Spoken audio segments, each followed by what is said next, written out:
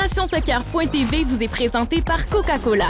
Ouvre-toi du bonheur et les boutiques Passion Soccer, la qualité avant tout.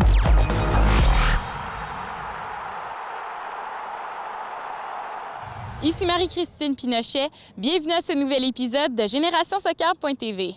En cette période historique où le Paris Saint-Germain affronte l'Olympique lyonnais en sol québécois, nous vous proposons un reportage unique avec le capitaine de l'OL, Maxime Gonalon. Ce reportage inédit a été tourné au centre Tola-Vologe, le quartier général de l'Olympique lyonnais en France. Débutons dès maintenant avec le capitaine de l'une des meilleures équipes de France, Max Gonalon. Le segment Sur la route vous est présenté par Coca-Cola.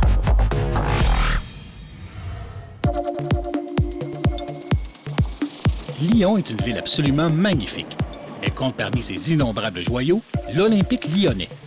L'OL, comme on l'appelle, est l'un des meilleurs, sinon le meilleur club formateur de la planète. Nous y avons rencontré Maxime Gonalon, le capitaine et un pur produit de ce club mythique.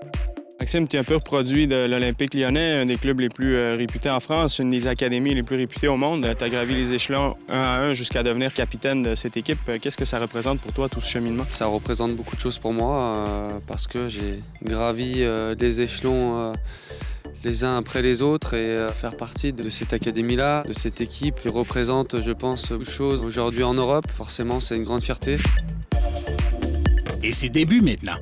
J'ai débuté à l'âge de 11 ans, j'ai été recruté par les formateurs du club lors de quelques tournois avec mon petit club de la région. Et ensuite j'ai intégré le club en 2001.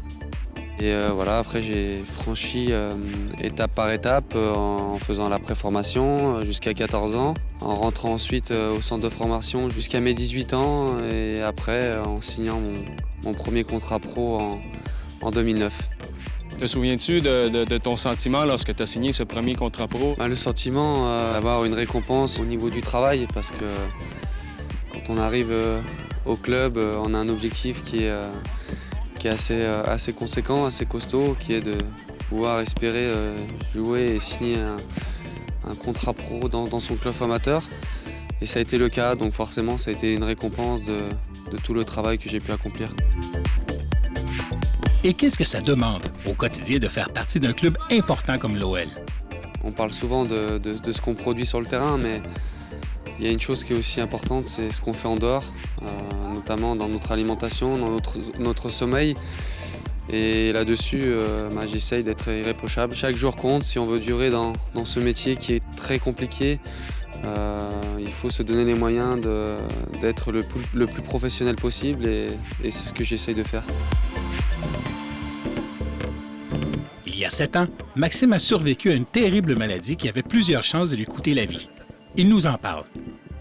En 2008, j'ai eu une infection qui aurait pu me coûter très cher et je m'en suis sorti. C'est suite à un match, j'ai eu une grosse douleur dans la cheville et on a détecté une infection, un staphylocoque. Donc voilà, j'ai vécu 6 mois très compliqués avec un traitement assez lourd, mais comme je le dis souvent, le bon Dieu a été avec moi et j'ai pu m'en sortir, grandi de cette histoire parce qu'aujourd'hui, ça m'a permis de voir la vie autrement. Considères-tu que cette épreuve a fait de toi un meilleur joueur? Je ne sais pas si ça a fait de moi un meilleur joueur, mais en tout cas, ça m'a fait prendre conscience que la vie peut basculer à tout moment. Et quand on a des moments un peu plus difficiles, je dirais, dans notre carrière, ça permet de relativiser et de dire que il y a des choses plus importantes des fois dans la vie.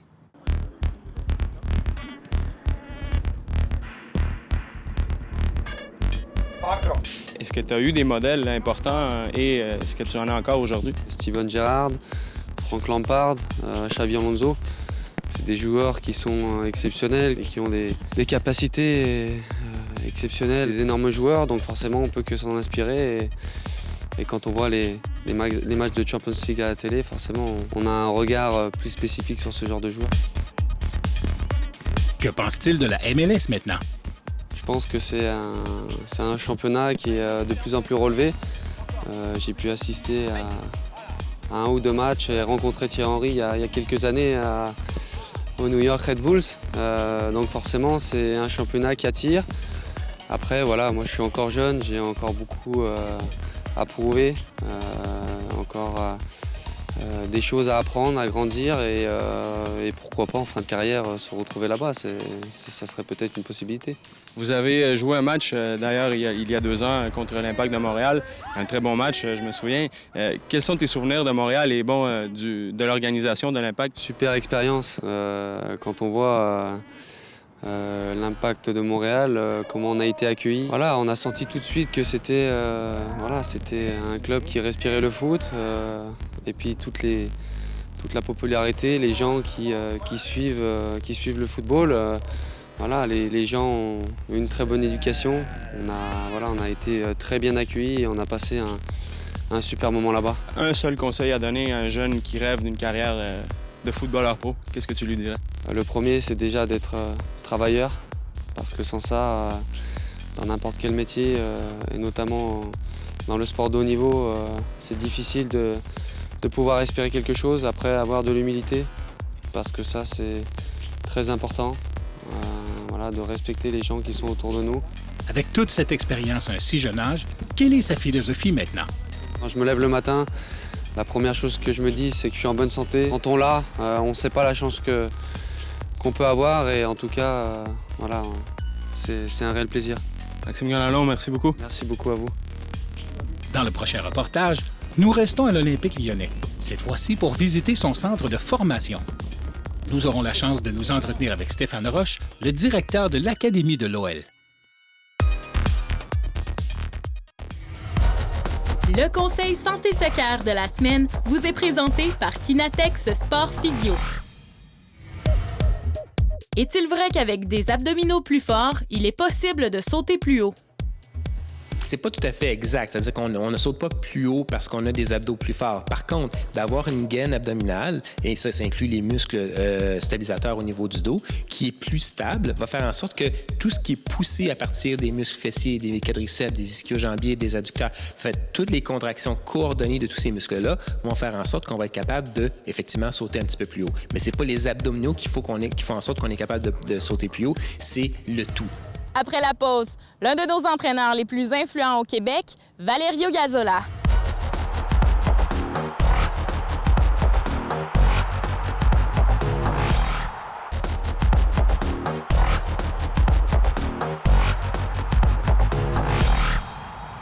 Valerio Gazzola est reconnu comme étant l'un des entraîneurs les plus influents et compétents au pays. Partout où il passe, il laisse sa marque.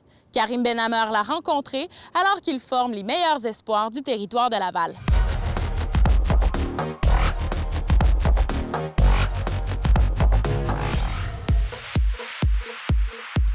Valerio Gazzola est le formateur d'entraîneurs le plus respecté au pays. Il est aussi l'un des plus influents tant au niveau local, provincial que national. Nous l'avons rencontré pour lui parler de sa très vaste expérience pendant qu'il dirigeait la formation des meilleurs espoirs de Laval, les sélections régionales. Valerio, tu as eu la chance de vivre plus d'une Coupe du Monde au niveau junior. Est-ce que tu peux nous décrire cette expérience? C'est 20 heures, 18 à 20 heures par jour. Tu es toujours à l'étranger, tu es toujours en voyage. Tu fais des 3-4 mois sans être à la maison. Tu fais des camps d'entraînement de 2 semaines, 3 semaines. Et c'est continuel, on n'arrête jamais. Tu as un staff de 18-19 membres pour s'occuper de 21 joueurs. C'est 3-4 mois de préparation et même, je te dirais, plus qu'1 an de préparation.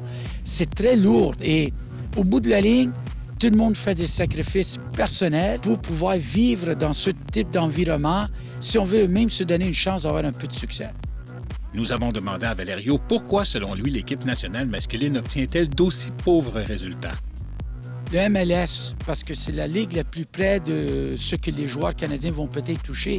Il n'y a presque aucun joueur canadien qui joue dans la MLS d'une façon régulière 90 minutes par match. Alors, quand tu nous demandes maintenant pourquoi on ne performe pas au niveau international, combien de minutes nos meilleurs joueurs seniors jouent réellement? Et ça fait du mal quand tu arrives au niveau compétition. Alors, Maxime Tissot commence un match contre Costa Rica et il joue presque très peu avec l'Impact de Montréal. Alors, on le met déjà dans une situation très difficile. je pense qu'on a pris le bon pas d'avoir des entraîneurs, cadres ou des directeurs techniques à temps plein dans des clubs amateurs. Mais un entraîneur ne peut pas s'occuper de 2000 jeunes ou 2500 jeunes. On a besoin de 5-6 entraîneurs à temps plein pour s'occuper des catégories, former les joueurs pour que quand ils arrivent au niveau professionnel, le travail au niveau professionnel n'a pas besoin de revenir à la base, mais de continuer sa progression. Voici ce que pense Valerio des amateurs qui reproche à l'Impact de ne pas faire jouer suffisamment de Québécois. On ne peut pas avoir 11 joueurs québécois, ça c'est clair. Et veut pas, si c'est des Québécois qui vont jouer, avant tout, c'est parce qu'ils ont le talent pour performer et apporter des résultats.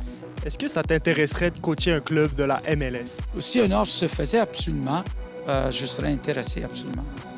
Valerio Gazzola est réputé pour avoir un tempérament plutôt sanguin. Valerio, tu as la réputation d'être assez direct, explosif, passionné en tant qu'entraîneur, formateur. Est-ce que tu t'es assagi un peu avec les années? Bien, si tu me demandes sur les lignes de côté d'aller chercher 3 points, je vais tout faire pour aller chercher les 3 points. Quand on doit être sur les lignes de côté pour coacher un match et gagner et chercher 3 points, c'est sûr qu'on va tout faire. C'est sans équivoque. L'Italien d'origine est un pur passionné. Son collaborateur de longue date, Pat Raimondo des Carabins de l'Université de Montréal, a accepté de partager une histoire vraiment très drôle au sujet de son mentor. Oui, c'était pendant un stage. Je faisais mon stage avec l'Impact. Valerio était assez gentil de m'accueillir pendant le mois. Et on était sur la route et on était vers la fin du stage, la fin du 3e match. 10 minutes dans le match, l'Impact a pris rouge, lancé de punition contre nous, plus 2 cartons jaunes. Et là, tout à coup, Valerio me dit, là, c'est le temps que tu te fais mettre dehors. Il faut changer le rythme, il faut changer l'allure du match, tu dois sortir. Sur moi, tout excité, j'ai une tâche, le grand coach Valerio me donne une tâche, je vais aller. Et je me mets à crier contre l'arbitre. Soit après 2-3 minutes que je suis en train de crier, je retourne au banc. Et Valerio me regarde et dit, mais qu'est-ce qu'il y a? Je t'ai demandé de te sortir. So, je me lève, le prochain appel douteux, et là, jamais j'ai insulté l'arbitre, sa mère, sa grand-mère, tout qu'est-ce que je pouvais vers l'arbitre. Et ce petit arbitre expérimenté et professionnel, il sprint vers moi, et là, je suis tout fier. Ah, enfin, je vais avoir accompli ma mission. Il vient vers moi et dit, « Hé, le petit recrue, je sais qu'est-ce que tu veux faire, retourne au banc. » Je retourne vers le banc et je m'assois. Et Valerio me regarde. Tu sais, comme quand un père est déçu de son enfant, il me regarde et il me dit, « Je t'ai demandé de faire une chose tu avais à faire et tu n'as pas pu l'accomplir. » Ça, c'est mon expérience avec Valerio. C'était super. Merci, Pat, pour cette anecdote savoureuse. Merci, plaisir. Le principal intéressé est aussi un grand admirateur d'Andrea Pirlo. Voici ce qu'il pense de sa venue en MLS. Valerio, tu es d'origine italienne. Je dois te demander, est-ce que tu penses que Pirlo va bien s'adapter à la Ligue? Wow, oui. Mais c'est un très bon coup pour la Ligue, très bon coup pour New York. Et c'est à Pirlo et l'équipe de s'adapter à ses talents, lui. Alors, il est un passeur et pour passer, il faut avoir le ballon. Alors, j'espère que les autres 9 joueurs sur le terrain vont travailler pour lui. Valerio, encore une fois, merci beaucoup. Merci. Valerio Gazzola, un entraîneur à l'expérience et aux connaissances inestimables, dont notre soccer ne saurait se passer. Après la pause, nos joueurs et joueuses les plus prometteurs du Québec.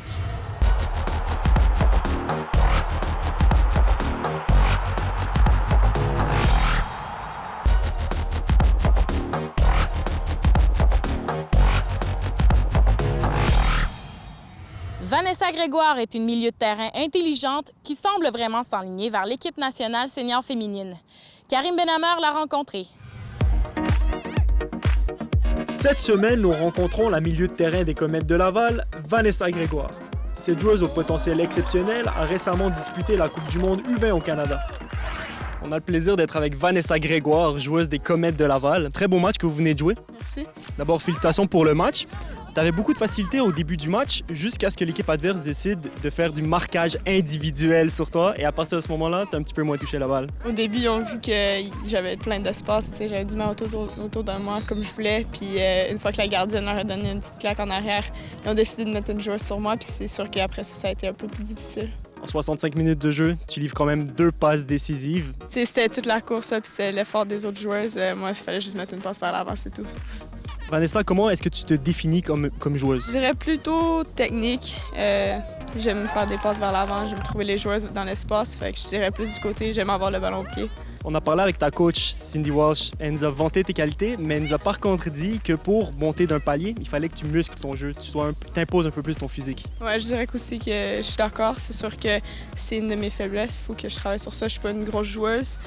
Puis au milieu de terrain, c'est sûr qu'il faut que je gagne de ce côté-là. Tu as été formée au Centre national, ici au Québec. Maintenant, tu joues avec l'Université de Princeton, aux États-Unis. Comment a été l'adaptation? Ça a quand même été facile. Parce que j'adore mon équipe aux États-Unis, alors ça a été facile, une bonne transition. Comment tu compares le style de jeu entre la NCAA et ce que tu connais d'ici? C'est sûr que là-bas, c'est pas aussi technique. Il n'y a pas autant de passes au sol, mais personnellement, j'essaie de garder ce côté-là dans mon jeu. Tu as fait partie des équipes juniors canadiennes, dont les U20, où tu as disputé une Coupe du Monde. Quels ont été les plus beaux moments dans ta jeune carrière jusqu'à maintenant? La Coupe du Monde, quand on a joué devant 20 000 personnes, c'était vraiment extraordinaire. Là. Il n'y a rien qui se compare. Il y avait, criait le Canada, puis c'était extraordinaire. Tu es à la porte de l'équipe nationale. Qu'est-ce qui te manque pour justement atteindre ce niveau? Je crois qu'il faut que je me pousse un peu plus du côté attaque. Défensivement, je garde toujours le milieu de terrain. Je suis une joueuse qui me voit quand même défensive, mais il faut que je crois que j'amène un peu plus à l'attaque. Au lendemain de la Coupe du Monde qu'il y a eu justement ici au Canada, est-ce qu'il y a des joueuses, des modèles qui t'inspirent? J'aime vraiment Megan Rapinoe des États-Unis. Je crois que c'est une joueuse extraordinaire que... Malgré le fait que l'équipe des États-Unis, c'est pas une équipe qui garde le ballon au pied, c'est pas une équipe qui a autant de technique, elle amène ce côté-là de toute manière. Puis ça, j'adore ça. Il y a aussi l'équipe de la France. Chaque joueur sur leur équipe, on a de la technique, puis j'adore la façon qu'ils jouent. Et quels sont tes rêves, tes objectifs? Coupe du monde, olympique, être avec l'équipe senior, c'est toujours ça, puis gagner. À la fin de la journée, je veux gagner, moi. Vanessa, ça a été un plaisir. Merci beaucoup. Merci à vous. Vanessa Grégoire, une joueuse à surveiller. Après la pause, nous vous proposons une paella nouveau genre qui vous permettra d'optimiser vos performances sportives.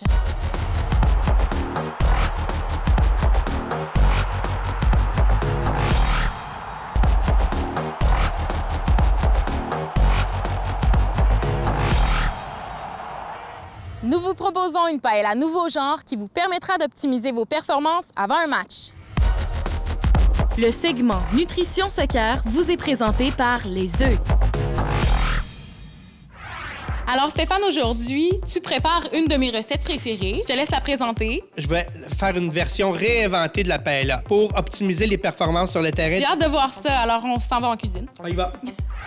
Notre paella nouveau genre contient environ 800 calories, 100 g de glucides et 38 g de protéines. Il est préférable de la consommer au moins 3 heures avant un match. Vous aurez besoin de couscous, de bouillon de poulet, de poivre au citron, d'ail haché, de fines herbes italiennes, de la coriandre fraîche, des œufs, un mélange de légumes coupés en dés et des tomates italiennes en dés dans leur jus. Pour cuire le couscous, on dispose les grains sur une plaque à cuisson. Ajoutez le bouillon de poulet, les fines herbes italiennes et le poivre au citron. On mélange uniformément, puis on verse l'eau bouillante à quantité égale du couscous. À l'aide d'une fourchette, mélangez le couscous pendant 1 à 2 minutes ou jusqu'à ce que les grains soient bien gonflés. Dans un poêlon, faites revenir les légumes en dés avec l'ail haché. À mi-cuisson, on ajoute les tomates en dés, puis on laisse cuire le tout à feu vif. Dans un bol, on casse quelques œufs, on y ajoute un peu de lait et on fouette vivement. On fait cuire les œufs brouillés. Il ne reste plus qu'à monter l'assiette, alors on place le couscous, les légumes et les œufs brouillés. On ajoute un peu de coriandre fraîche et c'est prêt. Bon appétit! Je dois t'avouer, Stéphane, que je suis vraiment étonnée de la façon que tu cuis le couscous. C'est tellement simple. Et là, on a un repas 3-4 heures avant un match qui est l'idéal. Merci beaucoup, Stéphane. Plaisir. On va aller rejoindre Ève Crépeau qui répond à notre question nutrition de la semaine. Je suis en compagnie d'Ève Crépeau pour la question nutrition de la semaine. Ève, comment on maintient un niveau d'énergie tout au long de la journée et surtout si on a un match ou une pratique le soir? En fait, l'idée générale, c'est justement de manger tout au long de la journée. On mange nos 3 repas intercalés de collations. Et l'idée, c'est que chaque repas et collation doivent contenir des glucides. Donc, je parle ici de fruits, yogourt, pain, pâtes, patates, céréales, barres, etc. Et l'idée à retenir, c'est de manger aux 2-3 heures pour maintenir son niveau d'énergie. Aussi, il faut savoir que les joueurs de soccer ont des besoins élevés en énergie. Donc, pour les combler, c'est important de manger souvent, régulièrement, pour pouvoir atteindre ces besoins-là. Merci, Ève, ça me fait plaisir.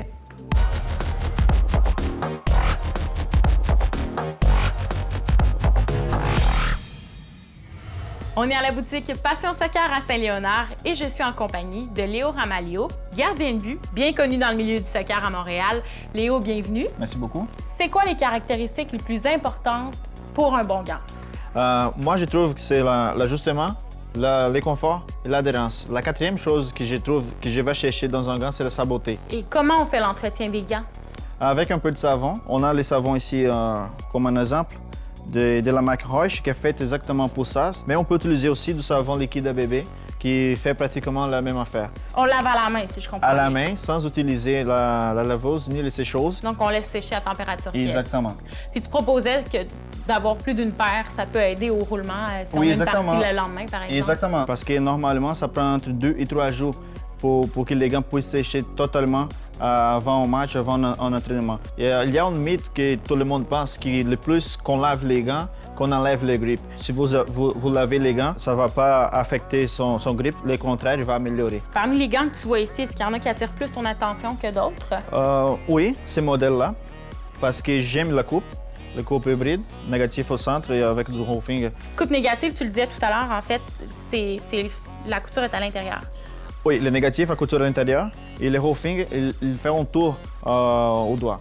Dans ce gant-là, il n'y a pas de protection, mais il y a des gants qui viennent avec les protections. Pourquoi on va se servir d'une protection? Moi, je l'utilise, la protection, comme ce modèle-là, pour m'aider à faire un arrêt de bout du doigt, par exemple. Parce que si on n'a pas ça, les ballons viennent trop fort, les doigts ils vont tourner vers en arrière. Comment on choisit notre grandeur de gants? Est-ce qu'il y a des trucs pour savoir si c'est la bonne grandeur? Oui, je vous conseille de laisser au moins 5 mm d'espace entre votre doigt et les bouts du gant. Bien, merci beaucoup, Léo. Merci beaucoup à vous. En espérant que cet épisode de GSTV vous a plu. C'était Marie-Christine Pinochet. À très bientôt. GénérationSoccer.tv vous est présenté par Coca-Cola. Ouvre-toi du bonheur et les boutiques Passion Soccer, la qualité avant tout. L'équipe de GénérationSoccer.tv est habillée par Diadora.